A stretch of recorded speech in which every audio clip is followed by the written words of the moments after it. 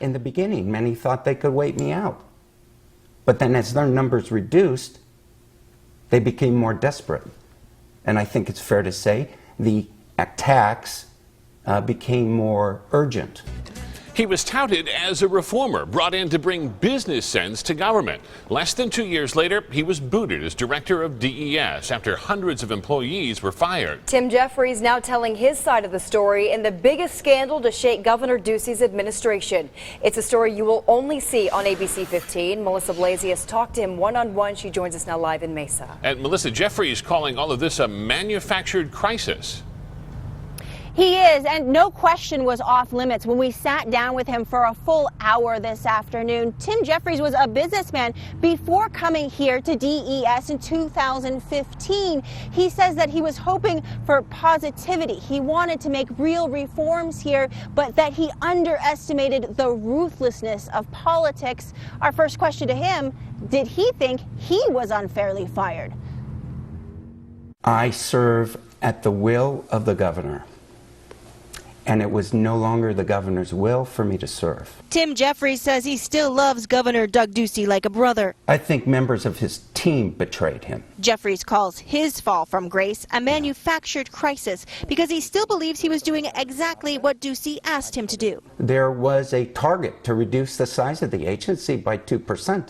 Which I achieved. 475 state social service workers fired during his 633 days running DES. Some he dubbed bullies and liars. Did the governor ever tell you to stop firing people? No. Was the governor and his chief of staff aware of how many people were being fired from the department? Absolutely. Did you and he never have a discussion that some people might be upset about this and complain? No. This was government at the speed,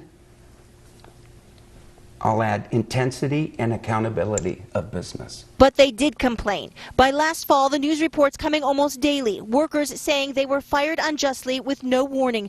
Jeffries saying he trusted his HR staff and managers maybe too much. But there were always checks and balances. Everything was signed off by the Arizona Department of Administration. So the contentions from ADOA that they weren't involved, they weren't aware, is just categorical nonsense. After Jeffries himself was fired in November, the state's Department of Administration offered to rehire 40 DES employees. I knew a handful or two of them, and that handful or two should not have been rehired.